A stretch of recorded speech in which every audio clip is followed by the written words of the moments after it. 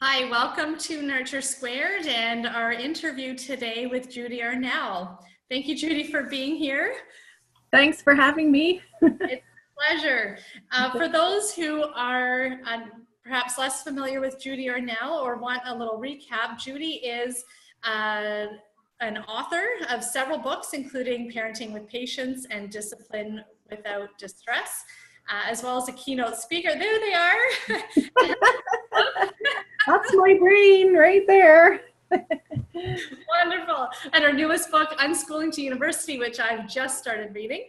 She is an unschooling parent of 5, a keynote speaker, and a nonprofit entrepreneur. That's my lingo for reinterpreting your bio, of at least 5 nonprofit organizations. And she's done this all while also being interviewed on several TV news programs that I've had an opportunity to see from time to time. So a busy person, and one that I am so excited to be able to tap into your expertise and personal experience around balancing pursuing your passion in terms of professional writing and speaking and your passion of mothering and unschooling. So thank you again for being here. Thanks for having me. It is a pleasure. So one of the biggest questions I have, knowing that you have unschooled 5 kids and done all this writing and speaking and been very involved with the Attachment Parenting Canada as well as former president, is what do you see as your biggest challenge that you've experienced in balancing all of these passions and still being able to pursue them in a way that aligns with your heart and with your values? Okay.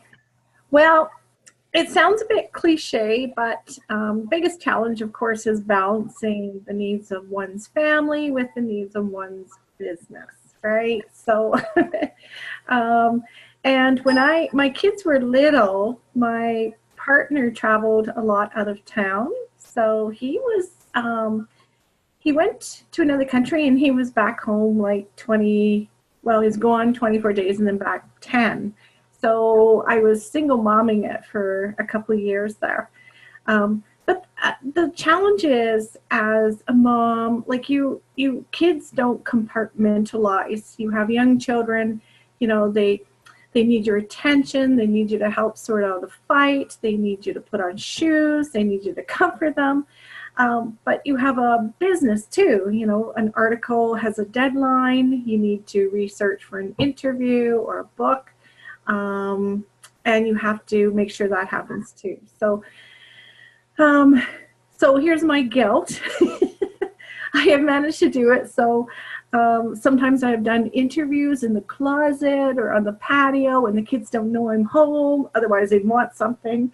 And I've played games with my kids and my mind's not there. My mind's on work, right? So it's not great, but it's not perfect. Either way, it's not perfect in business or family, but you muddle through it and you do the best you can do. I found the biggest challenge is just practicing mindfulness. So when my mind's on work, it is on work. And when my mind's on my kids, I try to be in the moment and enjoy them and spend time with them and pushing those thoughts of work away. So that's been challenging. I won't lie. I think that is going to resonate with many of us, and it certainly resonates with me. So this is just a wonderful chance to tap into things, especially since your kids are now grown and out of post-secondary education for those that ended up doing high school and are certainly, you're kind of through the deep, dark forest of trying to manage these things, or perhaps not. Perhaps that's presumptuous of me. Well, I don't know. I was just complaining today that adult children who live out of town, they still need you in different ways. So, I'm helping one with his work stuff, forms he needs to fill out, and I'm helping another. He's trying to figure out a permanent residency application. So they still need you. It's just you can put them off if you need to. Their needs are, you can delay the gratification a bit. Not like little kids. Right. Absolutely perfect. So one of the other things that I'm curious about, because certainly, you know, the challenges are big, as you say, it's a constant balance or imbalance of competing priorities that don't mesh all that well, except on those sweet days when everything kind of falls into place. What for you has been the biggest surprise for you in a positive way, aside from the challenges, in terms of the rewards or surprises or positive aspects of being able to pursue all of these passions of parenting and professional life? Well, I guess in the early days, one big surprise was how little children sleep. So you think you're going to get things done in nap time, and doesn't every child take a 3-hour nap? No. So I had those that would take a 5-minute nap and I wouldn't get anything done. But on the other end, when we are going through the school age and teen years, of course the kids were at home because we unschooled, and they would be such a big help then. So if I needed them to take a toddler and take the toddler to the park when they were, 12, 14 years of age, they would do it. And then now in the later teens, they're a big help too, in that they help me edit my book, they design the covers, they know technology a lot faster than I can. So that's been a real surprise. Is sure, it's like putting in the money in the bank when they're little, and it pays off dividends when they're big, and yeah, it's good that way. Fantastic. That brings another, on the flip side of things, one of the themes that has come up over and over again with my interviews with other mentors who are parents and entrepreneurs is the role that failure has played ultimately in your success. So I wonder if you could speak to that a little bit. Okay, well, yes. I think it's helped me do better in my business to fail. I think sometimes getting criticized on social media really makes you look at, do they have valid points? One of my book projects tanked and forcing myself to look at the positives and successes helps me cope a bit with the bad, so you always pick yourself up and go 2 steps forward. You get 1 step back, but it ends up that there's more positives and more things to be optimists about than the failures. And I would suggest, surround yourself with people that care about you and can, smooth over and comfort you during those bad times, because you need those. There will always be critics and naysayers, but you need a support group that will build you up. And you have to just silence the criticisms in your head. Now, I would say one of the best things to do is ask people for evaluations, or ask them to give you feedback on things, because we all have friends who want to be nice and say, oh yeah, that's a great idea, that's a good idea for a book, and then you produce it and market it and it fails. You want people to be honest with you and save you a lot of money and say, that idea just doesn't work for me. So you need those people too, but you need those people to do it gently. But failure it just makes the successes a lot better too. It really does. Terrific. What resonates with me and what you just said is the idea of asking people for evaluations or honest feedback. That actually came up in my interview with Matt Bodner through Nurture Squared as well. So that's neat to see that thread picked up again in our interview today. Yeah, it's free. It's free market research, right? So that's good. And the honesty is good. It's not criticizing you as a person, is criticizing your idea that may not fit for what you want it to do. And like I said, it saves you so much money in the long run. So listen. Yeah, if we only ever got positive feedback, we wouldn't be able to progress and grow from it. That's right. That's right.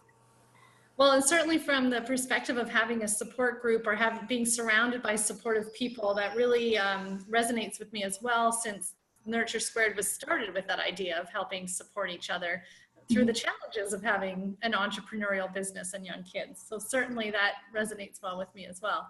Mm-hmm. I wonder if you could speak a little bit about, and I'm not even sure if you did this or not, but in terms of, there's so many multiple roles that we play and so many tasks that we're trying to do, some of which are only possible to be done by us, others can be done by others. Have you ever, or to what degree did you outsource some of your tasks? And I say this knowing that for most people, they outsource schooling and education. That was one thing you didn't outsource. Mm-hmm. Are there other things you did that ended up being helpful to you? Mm-hmm. I definitely built a support system, especially when my partner was away for those couple of years. So I joined a babysitting co-op so that, if I had a deadline and someone was available, I could drop a kid off. I had babysitter lists. I had the A list, the B list, the C list, the D list, and the A list was those that could drive. And that was really good. And reliable vendors. And I outsourced cooking a lot. I can't tell the number of times we went through Burger King.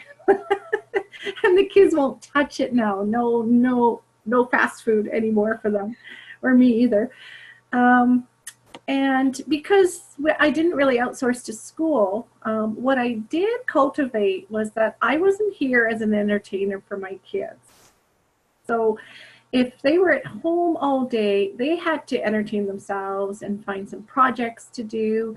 And if they need my help getting something, that's fine. But there were times where I actually had to concentrate and work, and they knew that. I would put a little red scarf near my computer, and that was a sign that, don't bother me unless there's blood or fire. Work it out yourself. So I would outsource some of the care of the little ones to the older kids too. Sometimes I'd have to pay them, but they were really helpful too that way. So yeah, just saying, you have to entertain yourselves. I'm not your main entertainer. And they always knew I was a working mom too. And I think that's a good thing. It makes them self-sufficient, and they had to clean up their messes. Of course, I'd have to show them, but I think that's probably, and carpools. Carpools are essential because, boy, that takes a lot of time. A 1-hour activity across the city turns into 4 hours out of your day. And when you're signing kids up for activities, you really have to figure out, is that worth it? Is that what we want to do, right? So I would outsource things I didn't like to do, and I would give me more time for things I'd want to do. I like family dinners. I really like to, we would pick up fast food, but maybe we go to a picnic spot and eat it together, kind of thing, right? So you have the quality time, but you just pay someone else to cook. So yeah. Well, and you were mentioning, I love the idea of the red scarf near your computer, because certainly, my kids are home full time. I've got 3 boys and we're homeschooling, and it is, they're at that age where I can't just slip in little bits of work anymore. I need chunks of time. Mm-hmm. So having that visual signal for them is something I think I'll try. I'll have to figure out if the scarf is going to be bright enough to acknowledge that shift. And I had to chuckle when you mentioned that. Don't interrupt me unless it's blood or fire. I have used that phrase many times already. I find it reassuring to know that, that I'm not the only one. I'm also finding it really reassuring that, I know there's such a big emphasis on playful parenting and on the importance, obviously as someone who is an attachment-based parent, that attachment is key, but that for older kids, it doesn't necessarily have to be playfulness and play. Mm-hmm. It can be a different role for parenting. Oh, yes. There's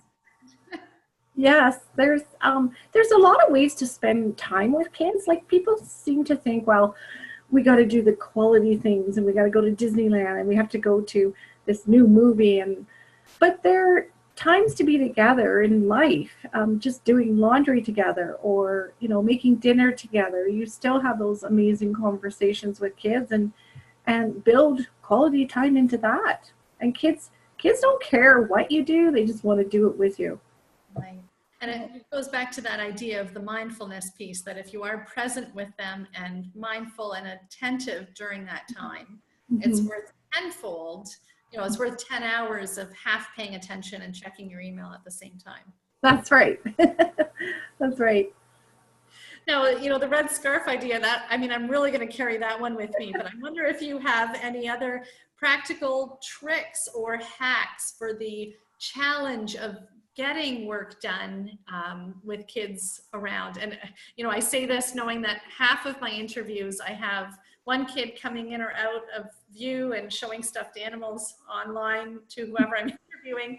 And, so I appreciate flexibility as part of it, but I'd love to hear any other hacks that you might have for finding that.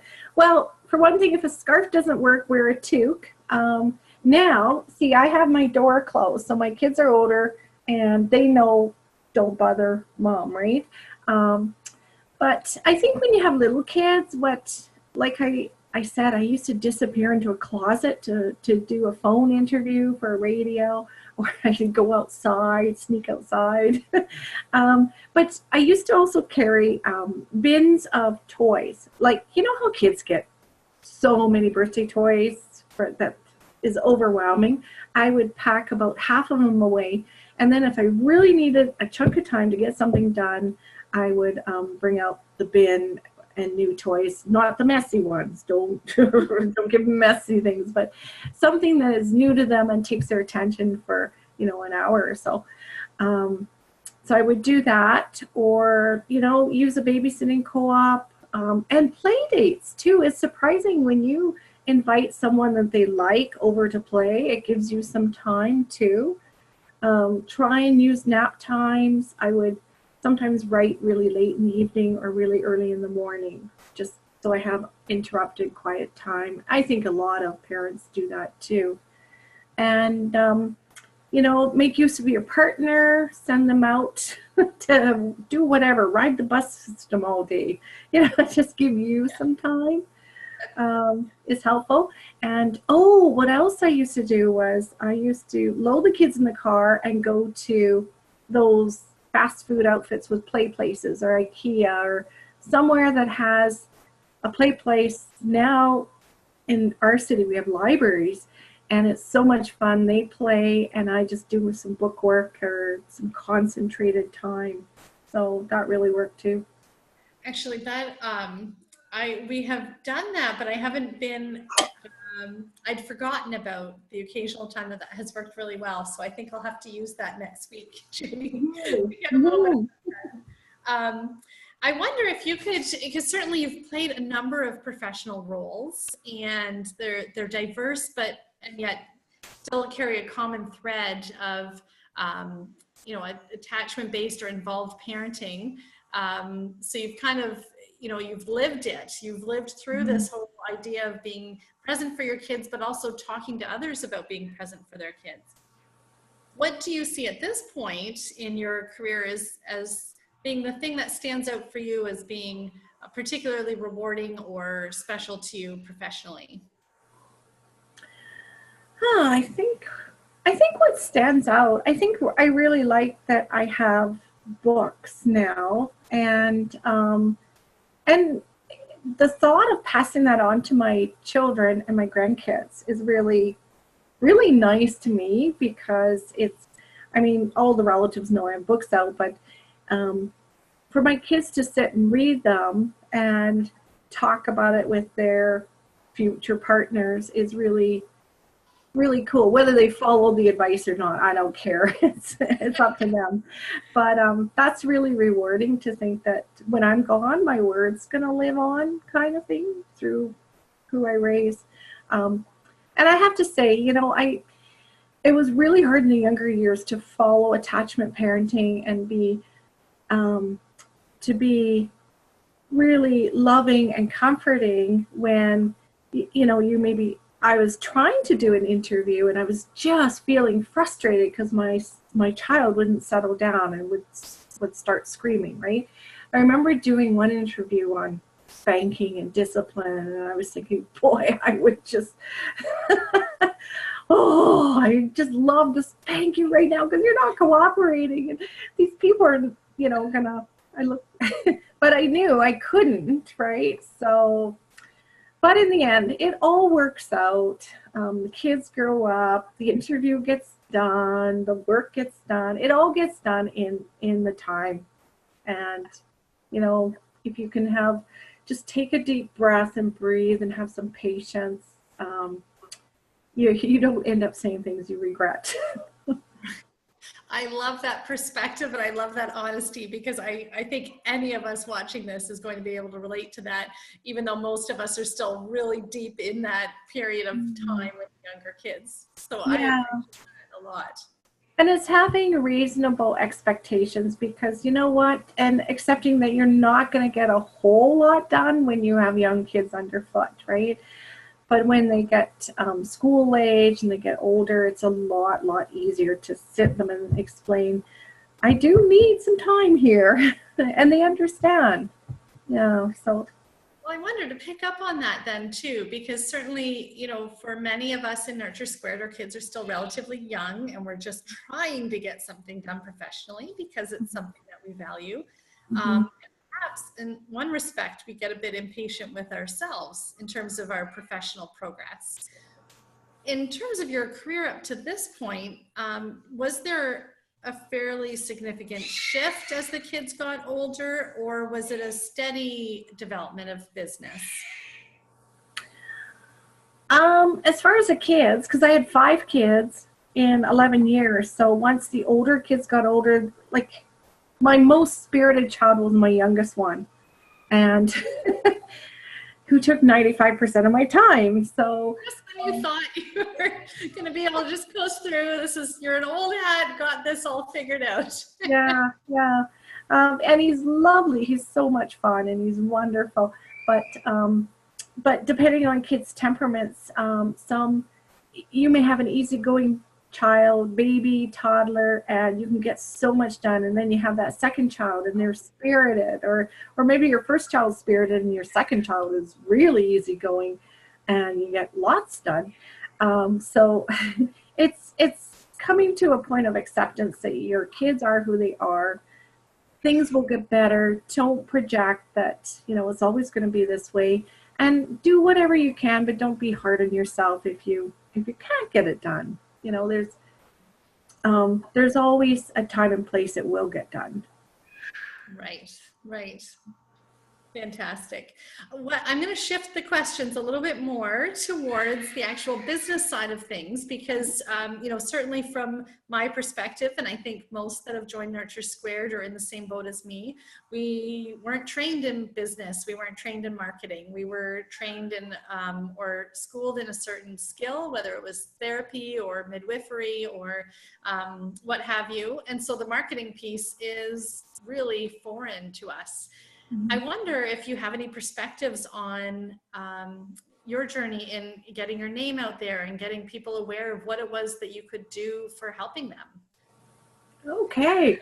Well, a lot of it was trial and error, and a lot of it was I joined some business networking groups that would help with the business side. So I speak and I write, and so much of what we do, people, I think we really need to value what we do and value that we have a marketable product or skill. So when somebody hires you, for example, someone wants to hire me for a keynote, and they look at my price and say, whoa, that's pretty a lot for a 1 hour. And I would say, well, it's not 1 hour though. You're actually paying for 20 years of experience and knowledge that's in my brain, and you're renting it for 1 hour. And valuing that with, I think we can't be afraid of putting a price on what we know and what we do and what we produce. and saying no to people who want you to do things for exposure or for free. And there's always someone who's going to come in and do things for free or give things away. But if we value ourselves first, then other people will, right? We have to do that. And I've also found it helpful to keep good records and be a little organized, especially keep on top of invoicing and outsource what you don't want to do or what takes too much of your time. So there's a lot of virtual assistants you can hire. And then when kids get old enough, you can pay them, but you still have to supervise. But yeah, like do the things you want to do and you do well, and realize that you can't do everything. So outsource what you don't want to do. And yeah, I would say that was my biggest learnings. Yeah, well, that's great. As I know, certainly from my perspective, that's been a really big struggle, especially, in a field where parenting and child development is valued as an occupational therapist working with families. And to figure out, well, the more I do with clients, the less I'm doing with families, so that understanding that there is value in that, and that if that's something that I want to do and have a passion for, that is okay. In fact, that's more than okay. It's good. And it sounds like, yeah, your kids are now through those early years and going out into the world on their own. And there is a big shift that I guess will be happening for most of us that you're able to look back and see. Mm-hmm. Oh yeah, the shift happens, like now I have lots of undivided time. I have a clean house. What? What's that? It's great. Your house is neat and clean, and your floors aren't sticky anymore. And I miss the kids, obviously, but and then I have lots of time now. I can actually do speaking engagements. I can cook a meal with a glass of wine and actually enjoy the process rather than rushing to get food on the table. So, well, what I hear you saying too, which is really refreshing, is that, by getting everything out of what you're doing at the time that you're doing it, there's not really a huge sense of regret that the kids have moved out and moved on, because there's pleasures that come with that too. And that it's okay to celebrate those pleasures of a clean house and time to have a glass of wine and a full homemade meal. It is. There are pleasures in every stage. Absolutely, there are. And with your kids, and kids too, it's nice to see them at every different stage. Yeah. Well, and on that note of appreciating time, I do appreciate your time, and that you do have quite a lot on your plate as well. So I'll close the interview now, but I want to say again, a very heartfelt thank you for spending the last half hour with us. It's been a real pleasure. Thank you. And just remember, there's no perfect parents, there's no perfect kids, and parents are doing an awesome job these days. Absolutely awesome. But thank you for having me, and it was great to meet you. Finally, we just talk. And you chatted a lot on social media and other avenues, so I appreciate your time, Judy. Thank you so much. Thank you. Bye.